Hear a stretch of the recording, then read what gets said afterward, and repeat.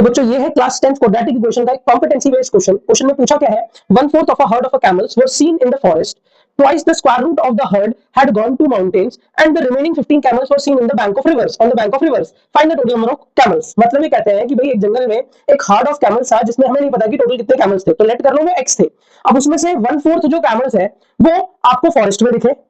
और twice the square root, जितने भी कैमल्स थे उसका ट्वाइस द स्क्वायर रूट वो माउंटेन्स पे दिखे, और बचे हुए जो 15 कैमल्स थे, 15 जो बचे हुए कैमल्स थे वो आपको बैंक ऑफ रिवर पे मिले। ठीक, तो आपको टोटल नंबर ऑफ कैमल्स बताने हैं, तो लेट कर लो total number of camels x है, तो भाई नंबर ऑफ कैमल्स फॉरेस्ट में x/4 हो जाएगा क्योंकि 1/4 थे। Number of camels on mountains हो जाएगा 2√x क्योंकि ट्वाइस द स्क्वायर रूट था, और number of camels on the bank of the river 15 वो तो गिवन ही है। तो बच्चों टोटल नंबर ऑफ कैमल्स कितने हो जाएंगे इन तीनों का सम, क्योंकि यही तो टोटल हर्ड में कैमल थे, तो that is x/4 plus 2√x plus 15। अब टोटल नंबर ऑफ कैमल्स आपने क्या लेट किया था x, तो आप उसकी जगह x रख सकते हो, और इसका अगर आप एलसीएम ले लोगे तो ये हो जाएगा 4 डिनोमिनेटर में x प्लस a√x प्लस 60 हो जाएगा।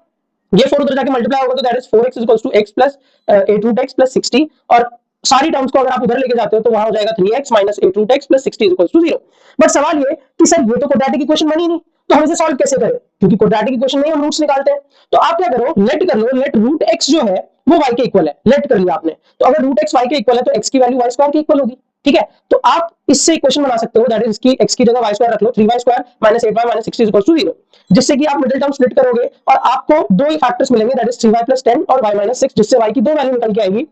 Minus 10/3 and y equals to 6। Now अगर आप y की वैल्यू माइनस 10/3 पुट करते हो बच्चों, तो माइनस 10/3 पुट करने से आपका जो x की वैल्यू आएगी वो आएगी 100/9, और क्या नंबर ऑफ कैमल्स फ्रैक्शन हो सकते हैं कभी, नहीं, तो ये आंसर तो चला गया। नाउ अगर y की वैल्यू आप 6 पुट करते हो तो x की वैल्यू आएगी 36, और यही आपका आंसर है, that is number of camels are 36। Hope ये क्वेश्चन सभी बच्चों को क्लियर हुआ। एक बहुत अच्छा कॉम्पिटेंसी बेस्ड क्वेश्चन था, पेपर में आने के काफी चांसेस है बच्चों। ऐसे ही क्वेश्चंस के लिए चैनल को फॉलो कर लो, मैं बहुत सारे इंपॉर्टेंट क्वेश्चन लाऊंगा जो आपके बोर्ड एग्जाम में आपको हेल्प करेंगे, इनफैक्ट आपके प्री बोर्ड्स में भी आ सकते हैं।